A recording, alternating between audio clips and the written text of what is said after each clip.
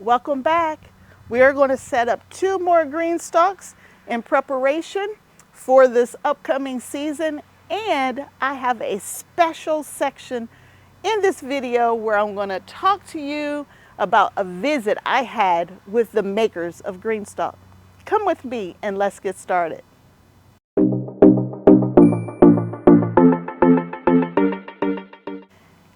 It's early April, almost mid-April, and the temperature's changing. We're having warmer nights, and so I can start setting up my additional green stalks. I currently have 2 green stalks already set up with cool weather crops. I'm going to set up 2 more green stalks. I've brought the green stalk in from my indoor grow space, and I'm going to get it set up out here so it can continue producing such great vegetables, yummy vegetables for us to enjoy. The plants that I will be adding to the green stalk are some of the ones that I've been hardening off over the last month or so, and we will get all of these plants into the 2 additional green stalks. Now I have a total, I've been saying 8, but there's a total of 9 green stalks within my garden, and we have 2 set up here, and we're going to set up 2 more, and we will continue to get this season up and running. I still haven't reached my last frost date yet. I'm still about 3 weeks out if you go by what all of the online apps are telling me, but I don't trust it until we get to May.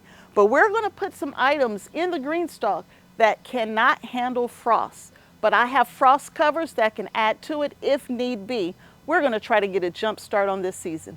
So I'm going to go ahead and start working on amending and improving the soil for these upcoming layers that I'm getting ready to put together. I'm going to be adding some fertilizer and worm castings to the soil that we already have. And in this big container here, this was soil that was in the tiers last year that I put in this container to preserve all of the nutrition in those containers from last year. So we will be pulling soil from here, adding it to the crappy soil that I got over this winter that stunted the growth in some of my tiers. So we're going to amend that soil and try to dilute the crappy stuff that's in there with the stuff I know is good, that has plenty of nutrition in it, has plenty of drainage in it, and I know it's going to be good for my garden. So we will get started. The soil that I'm using here is Pro Mix. I buy Pro Mix to use in my raised beds as well as in my towers. And every now and then I will buy Miracle Grow Moisture Control if I have to get this local stuff from the big box stores, so that I'm holding moisture, but it's not a big, heavy, thick mixture of soil. That bag cost $20 this year. $20. So I am trying my best to reuse all the soil that I have and just amend it so that it's in a better condition. With the cost of buying this stuff now, I cannot afford to just throw it away and say don't use it at all. So I'm going to amend it, stretch it so there's only a little bit of this bad soil in my containers, and remove as much of the wood chips and other, I found some kind of rubber in that soil as well. So I'm going to remove as much of that as I can. Yeah, the tiers that didn't have the bad soil in, like this one right here, look at that Bok Choy. I've harvested every one of those Bok Choy plants, and I'm getting a second round of leaves from that Bok Choy. We're going to add a little bit of worm castings. Once I get my scissors. And we're going to add some fertilizer. The next step is to fill up these containers with the soil. Now this soil is already damp. It's not soaking wet, but it's nice and damp. So I feel pretty comfortable that I'm filling them up and they shouldn't settle too much. When you're filling up each of your tiers, you want to fill them all the way up to the top. So that's one important thing to remember.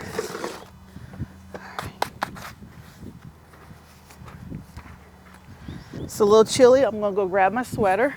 2 tiers in my indoor growing space that had the really bad soil in it. This is one of those 2 tiers.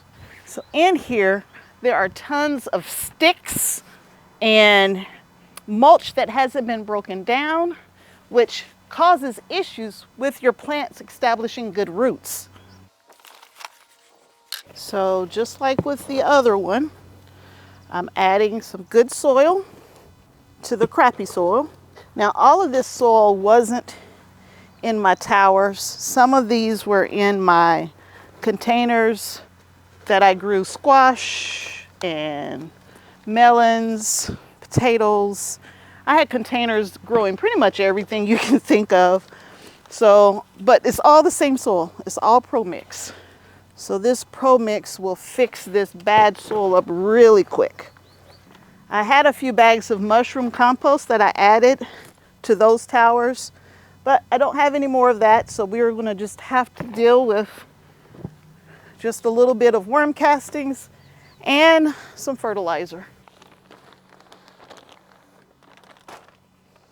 Now you could say, well, why are you using worm castings? It's only a 100. But this 100 has iron in it. It has calcium in it. It's the castings. It's what the worms leave behind. It's no different than using manure or chicken manure or rabbit manure, those type things. It's a fertilizer. It's organic. It's natural. It's what the worms leave behind when they visit your garden. And you want worms in your garden. It's always a good thing. So this will do the same thing as if I had worms right in my GreenStalks. Now I put my sweater on and I'm gonna be hot. Watch. Toss the big sticks out. Tossing the rubber out. I don't know, the quality standard's just not what I would have thought it would have been with this particular product. I'm not gonna share what brand it was, but I won't be buying that brand again. Like, there are pieces of plastic in here. And that's not my plastic. That came from the bag. Gotta be careful. All of these sticks are showing up on top again. All right, we're in good shape. I was worried. Thought I'd messed up. This is not gonna break down in your tower. It's not gonna break down. You don't wanna put this in your tower. So now I'm adding the watering disc, which are the little gray disc. You line up each of the holes. I'm gonna go rinse these discs out. I'm not happy with the amount of dirt that's in them. So let me go give them a good washing and I'll be right back. So I'm back with clean bottoms as I touch them with my dirty hands. All right, so my bottoms are clean. Let's add the next layer. So we will add this one here since it's sitting here. I have to be extra careful with this though because these already have plants in them. So I'm trying to protect those plants because I would love to get another harvest off of them. So I am going to slowly install this so that I don't crush my plants. Well, that's what I'm going to attempt to do. If I had little baby starts, it wouldn't be a big deal, but these plants are a lot larger than a start. And these plants have been growing in my indoor grow space. I've cut off of them twice. I've enjoyed them twice. And I would love to enjoy them another time before I have to pull them out. Now, if you follow me, I did have one of these plants that went to seed, and I went ahead and removed that one. So there's 2 plants in every pocket except for one, and in that pocket, it only has 1 plant in it. And these will be harvested again probably by Sunday. I see another one that wants to go to seed, but we will get this in here. All right, now we need to add some vegetables. What are we adding? We are going to add collards. I usually do collards from seeds, but I experimented a little bit with some collard plants. A few of them came up, so we will put the collards in next. So let's go ahead and put the collards in. I'm going to put the little cap on it so I don't put dirt down. And I'm going to add the mycorrhizals, some mycorrhizal inoculant that helps with root growth. And I typically put multiple seeds in a pocket when I'm starting from seeds, but since I'm starting these from starts, I am only going to put one per pocket and we'll see how it does. I'm thinking 3 would have been nice, but we'll do one. We'll do one. We'll let them grow and get big. I've seen other people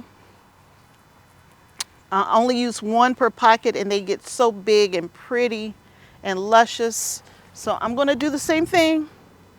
I'm only going to put one. And then if it's not enough, I'll go back and put some seeds in with it later. I pick my collards when they're young. When I pick them young, they're more tender, delicious taste, of course. And I'm hoping I'm planting them in time to get a light frost on them, because the light frost on your collard greens make them so much sweeter.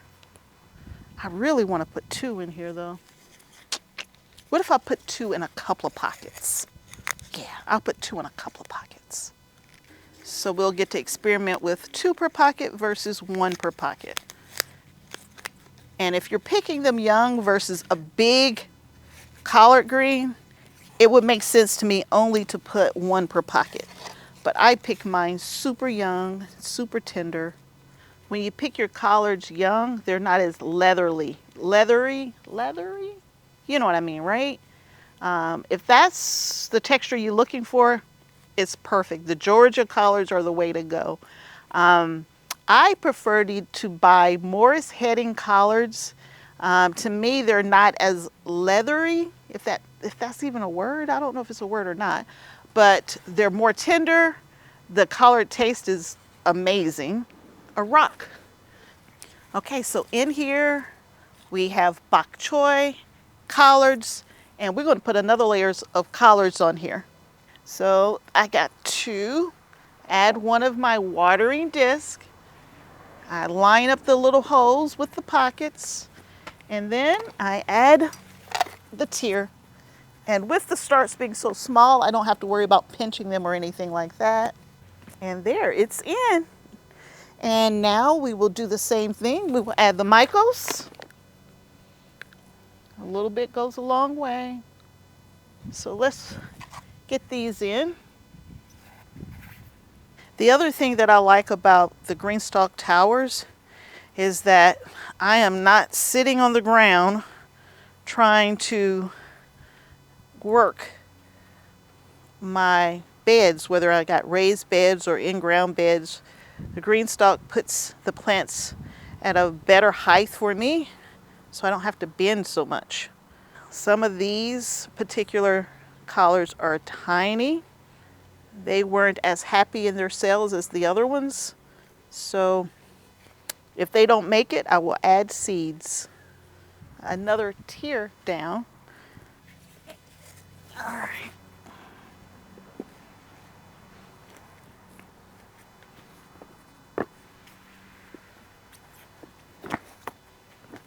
Fell right in place.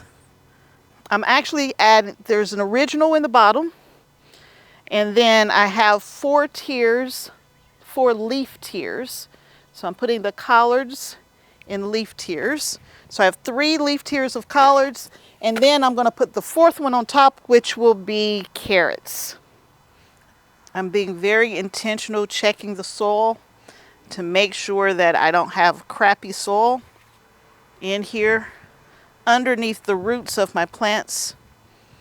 I want to make sure that these plants take off.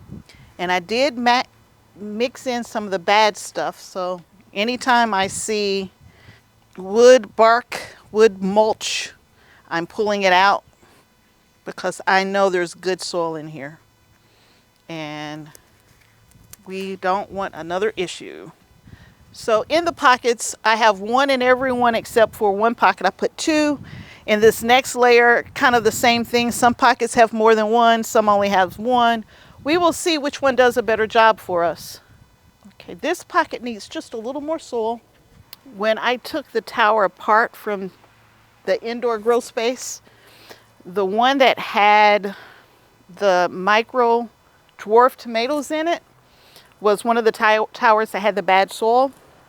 And when I took it apart, you could see the roots of the tomatoes from one side on top of the soil all the way to the other side, trying to find, you know, a place to where it could go down into the soil to get the nutrition. I want to make sure that I don't have any sticks in here that's going to limit that for this tower. And then the next tower. The next, not tower, tier. Fell right in. And this tier has a lot of wood chips in it. So I am going to remove some of this topsoil. We've actually harvested some of our carrots. So you'll be able to see a picture where we harvest some of the carrots. There's actually rocks in here too.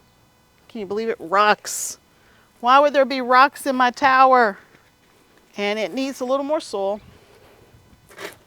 So you saw me just throw this in here. So let me mix it in. The big wood chips, they're actually not that big, but they're all in one spot, which is not okay.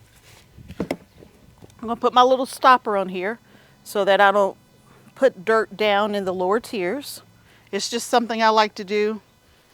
Nowhere does it say you have to do that in the setup instructions. It's just something I found that works for me. All right, this one's ready to go. Let me get the top. So I'm taking my little stopper out. This top already has the holes nice and clean. So we're gonna put it right on here. Lining it up. And I just put a whole bunch of dirt in it. The dirt on my gloves just added dirt to the top, and we don't want that. Now let's put it back on here without the dirt inside. And this one's done and ready to go. GreenStalk just released today on, what is today? April 7th. They sent out an email today. They actually have a self-watering system. So I have purchased that self-watering system, and I'm going to set up all of my GreenStalks on it. So I will be bringing you video about the self-watering system, which comes with a cover which will keep dirt and debris from getting inside your GreenStalks as well. So there will be more to come on that. I'm going to follow the exact same process on my next GreenStalk. So let me put it all together, and I'll come back here and I'll show you that GreenStalk, and I'll share with you how my visit went with the makers of GreenStalk. I will be right back. Okay, I am finished setting up 2 more GreenStalks. So I already had this one set up with lettuce all the way through. I added some micro dwarf tomatoes in here that I can cover if the frost comes, and I added some additional carrots to this one. This one, I added a top tier, so it now has a total of 5 tiers, and I just added some additional wavy mustard greens to this top tier. Everything else was already in place, and I did add my Bok Choy to the bottom tier. I have Bok Choy all the way around, except I have one pocket there of some kale, dinosaur kale. And on this one, I also finished the bottom pockets as well. And I put Bok Choy or Pak Choy and some carrots in the bottom of this one. So this tower is now completely filled out, completely filled minus one. This one's completely filled as well. This one is one of the ones I did today. And in this one, all I did was refresh the soil. To the bottom, I added my herbs. So I added oregano and sage and rosemary, some more sage, more rosemary, or more oregano, and some thyme, as well as the marjoram is in a couple of pockets here. The next two tiers are mostly empty, waiting on my parsley, as well as my cilantro and my basil, which isn't ready to come out yet. I do have two containers of sage in here.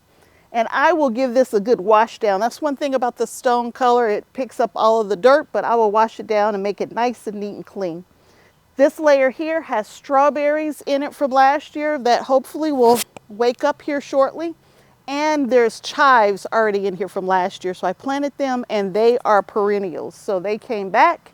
And there's a couple empty pockets up high, but for the most part, they are already filled in with strawberries from last year. And then we get to this last tower here. I did this one as well today. This is the Bok Choy that was in my indoor growing space. So I have it on the bottom tier. And then I added collards in the next, 3 tiers. And then in the very, very top, I have more carrots. And this is another one that's completely filled out.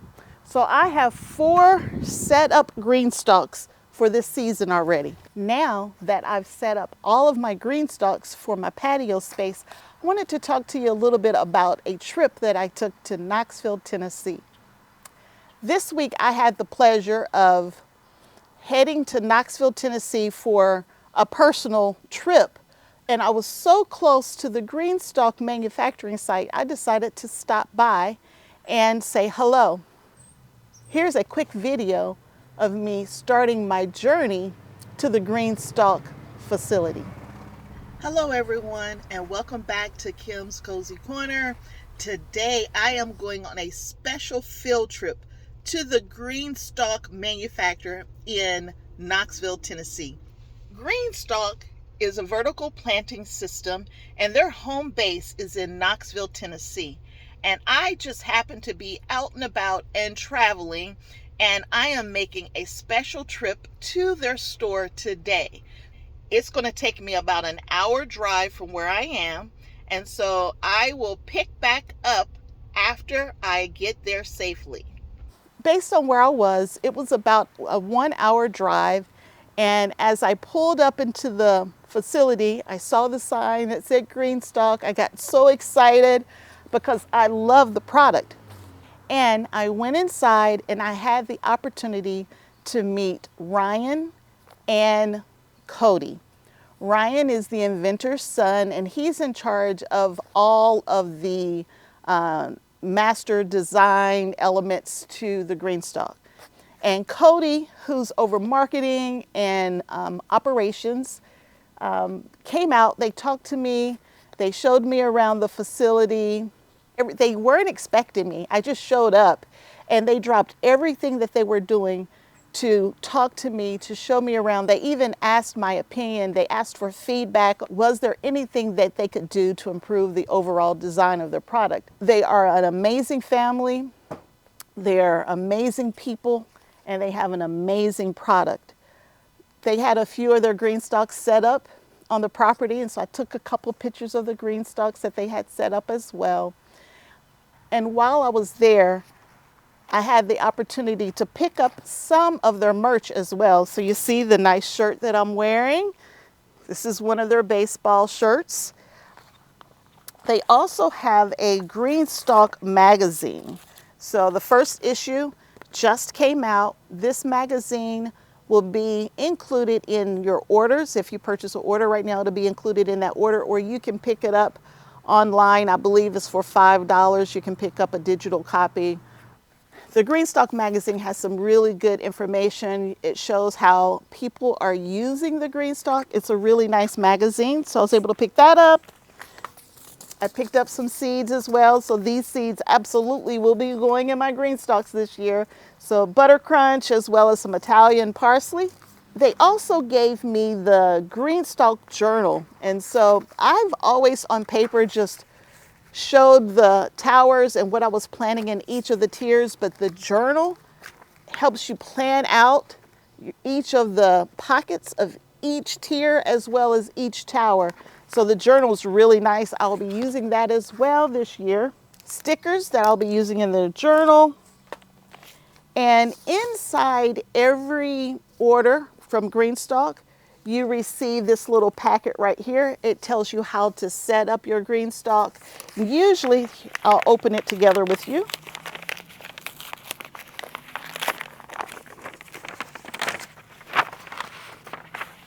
So here's the instructions on what you can plant in it, how many to plant in each pocket, how to set it up, which is beautiful.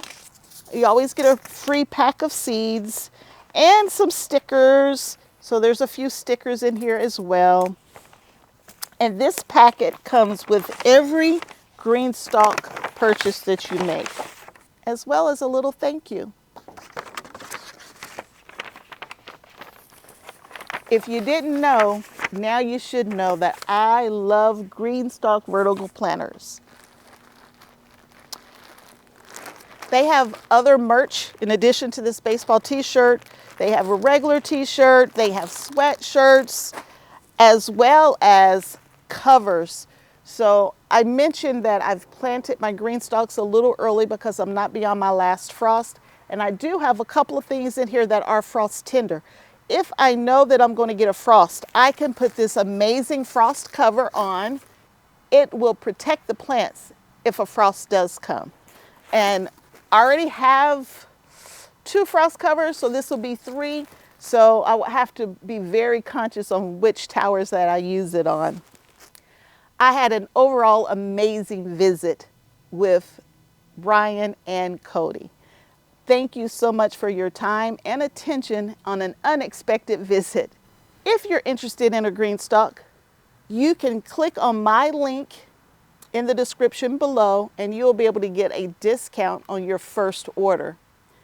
I also have a video called All Things GreenStalk that explains the whole product, how it's designed, how it's made in the US, as well as what you can plant in here. And I have pictures of my last year's garden. You should check that video out. Thank you. If you enjoyed this video, please give me a thumbs up.